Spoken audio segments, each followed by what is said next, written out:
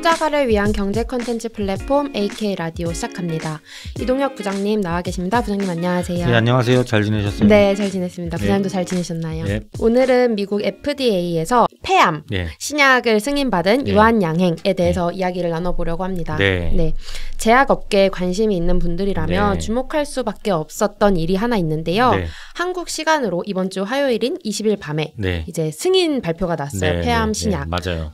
이 승인이 왜 주목을 받고 있으며 어떤 의미가 있는지 먼저 간략하게 소개 부탁드립니다. 네. 요번 승인은요.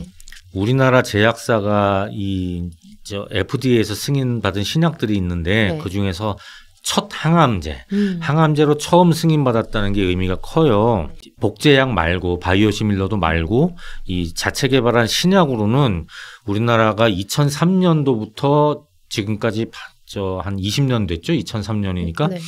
이 미국 FDA에서 8가지 신약이 승인을 받았어요. 판매가 되는데 이 대부분은 항생제도 있고 뇌전증 약도 있고 다양하지만 이 항암제 같이 사람 생명을 좌우하는 그런 이 바이탈 약품으로서는 요번에 유한양행이 렉나자 폐암 신약 받은 게 처음이에요. 그래서 까다로운 FDA에서 암을 치료하는 약, 사람의 목숨을 바로 다루는 약이 처음 승인받았다. 이게 한국 우리는 제약사의 큰 이정표라고 생각합니다.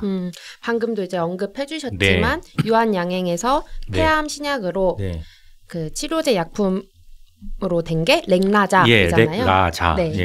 뭔가 지금까지 부장님이랑 이렇게 방송을 하면서 물론 약을 하나 개발하는데도 되게 오랜 시간이 걸리는데 이렇게 FDA 승인까지 받았다고 하니 진짜 놀라운 일일 수밖에 없는 것 같아요. 아주 좋은 소식이죠. 이게 너무 중요하고 한국 제약사의 큰 이정표라고 말씀해 주신 것처럼 이번 주와 다음 주 총 2회에 걸쳐 두루두루 얘기를 나눠보려고 합니다. 그러면은 2주 동안 할 거니까 저희 아시아경제에서 유한양행, 렉나자, 신약 이런 거 검색하셔서 저희 기사 펴놓고 방송 다시 들으시면서 꼼꼼히 같이 보시는 것도 좋을 것 같아요. 그것도 너무 좋을 것 같고 이번 지금의 방송을 통해서 진짜 모든 것을 좀 하고. 샅샅이 한번 파헤쳐 보도록 하겠습니다. 그럼 이제 가장 기본적이면서도 뭔가 가장 궁금한 부분인데요. 렉나자 개발 그리고 이 FDA 승인을 받은 것 그 승인 과정에 대해서 어떻게 있었는지 어떻게 이루어졌는지 알려주시면 좋을 것 같습니다.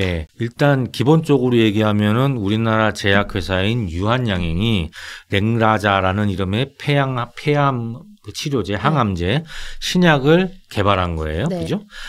이미 특허가 끝난 외국 제약사의 항암제를 카피한 복제약이 아니고 유한양행이 레이저 티닙이라는 이름을 가진 새로 합성된 신약 후보 물질을 개발해서 상용화한 신약이에요.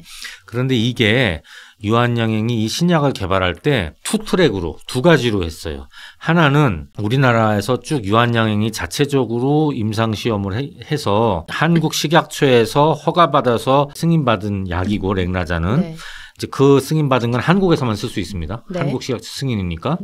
그리고 또 하나는 개발하는 중간에 미국에 있는 큰 다국적 제약사인 존슨앤드존슨에 이 기술 수출을 해서 임상시험 이후 단계는 임상시험 1상까지 한국에서 다 했고 이 2상, 3상을 한국에서 하는 거하고 별도로 존슨앤존슨한테 기술 수출해서 2, 3상을 미국에서 너희들이 해라. 이래서 미국이 자기 약하고 병용요법이라는 걸로 미국에서 개발해서 미국 FDA 승인을 받아서 이거는 한국을 뺀 전 세계에 파는 이런 물질 하나로 이 일거양득 하는 투트랙으로 개발한 겁니다.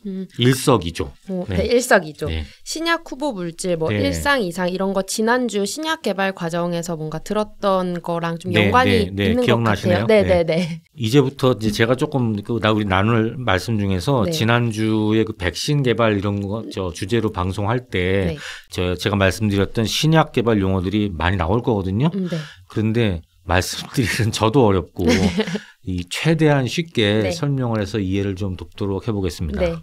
그럼 오늘은 약간 부장님이 아닌 선생님의 컨셉으로 아닌가요? 일타 강사가 돼보고 싶어요. 네. 아무튼 그럼 앞으로 집중해서 들어보도록 하겠습니다. 감사합니다. 네. 제가 앞에 조금 전에 설명드린 거 이제 처음부터 다 말씀을 드리면 유한양행이 레이저 티닙이라는 이름을 가진 이 신약 후보 물질을 가지고 이 렉나자라는 폐암 치료제를 상용화하는 데 성공했다고 그랬잖아요. 네.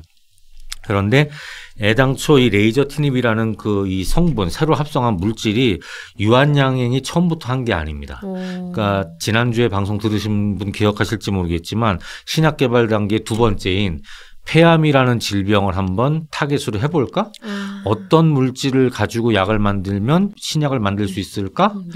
그러면 이렇게 저렇게 해서 레이저 티닙이라는 이 새로운 성분을 한번 합성해서 만들어 볼까? 네. 해서 만드는 것까지 발굴이라고 그랬잖아요. 네. 디스커버리. 네네. 그 발굴은 우리나라의 바이오텍 중에 코스닥 상장한 회사 중에 이 오스코텍이라는 회사가 있어요. 오스코텍. 그 회사가 미국 보스턴이 미국에서 바이오의 어떤 우리나라 판교 같은 개발의 성지거든요.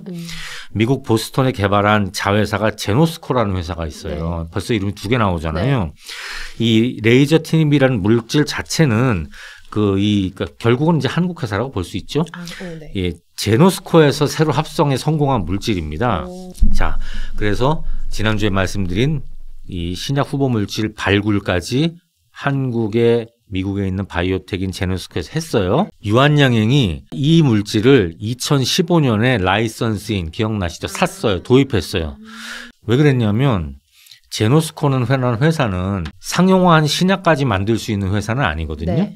그래서 이 물질을 이 레이저 티닙을 발굴한 다음에 국내에 있는 여러 제약회사에 저희가 이런 암을 치료할 수 있는 후보 물질을 만들었는데 회사에서 도입하실래요? 사주실래요? 네네. 굉장히 여러 군데 물어봤대요. 그런데 다 노, 별론 것 같은데 뭔지 이렇게 생각했겠죠. 아마. 그랬는데 진가를 알아보고 유한양행이 그 물질을 오케이 우리가 살게라고 산 거예요. 이것도 사실 투자의 안목이 있는 거잖아요. 그죠. 그래서 2015년도에 이 물질을 유한양행이 이제 도입을 했고, 그리고 이 한국의 이 세브란스 병원 연세의료원하고 네.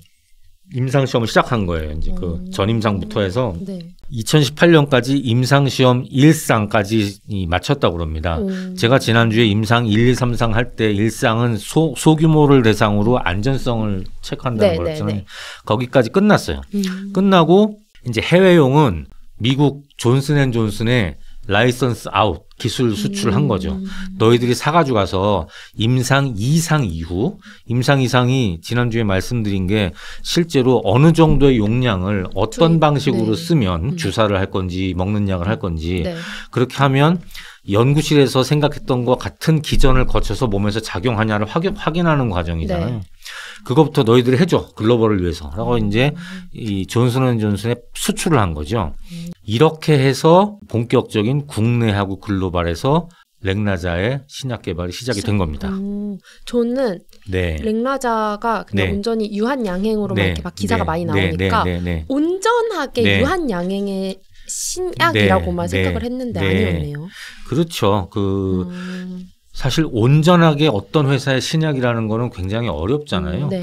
자꾸 지난주에 방송한 얘기를 자꾸 또 하게 되는데 내가 제약회사인데 10,000가지 생각을 하면 그중에 최후에 성공하는 게 몇 개? 1개. 맞아요. 10년 1조 원. 그러니까 다 이런 식으로 기술을 사고 팔고 손잡고 협력하고 이제 이러는 거죠. 이걸 오픈 이노베이션이라고 그러거든요. 혁신인데 다른 회사들하고 오픈하는 거예요. 같이. 그러니까 오픈 이노베이션 개방형 혁신의 성공 사례죠.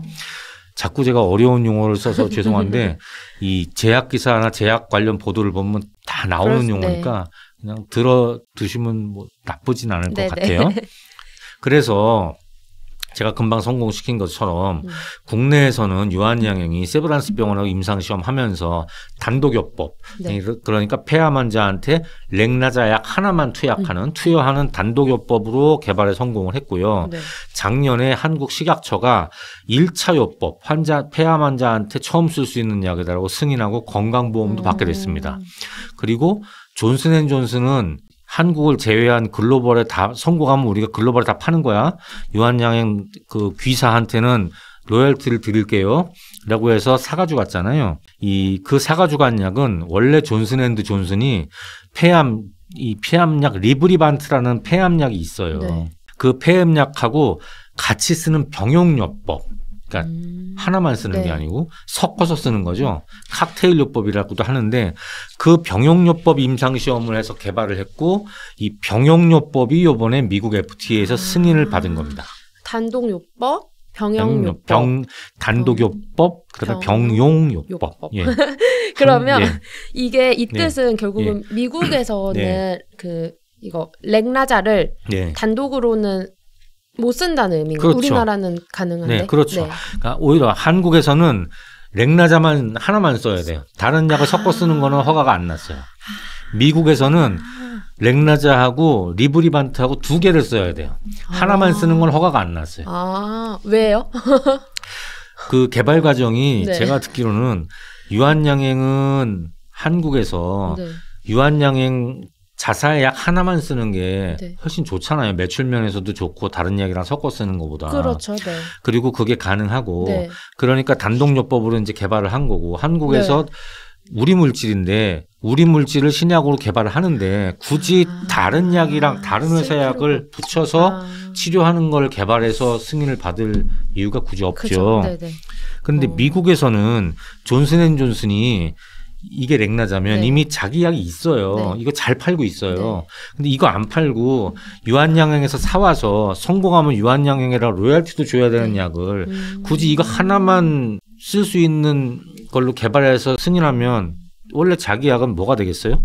이제 이런 고려 때문에 미국에서는 2개, 한국에서는 1개 이렇게 한 걸로 저는 들어서 알고 있습니다.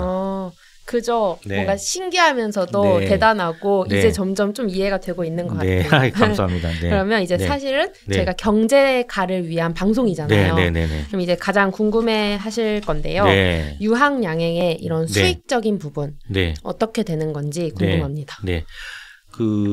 그리고 그 말씀드리기 전에 제가 한 가지만 말씀드리고 싶은 게 미국에서도 이 렉나자를 단독으로 썼을 때 다른 경쟁약보다 효과가 더 좋다라는 임상실험 결과는 있다고 그래요. 그러니까 기본적으로 이 약을 단독으로 썼을 때 효과가 없는데 다른 약이랑 붙여서 써서 효과가 있다는 거를 입증하는 게 더 어렵겠죠.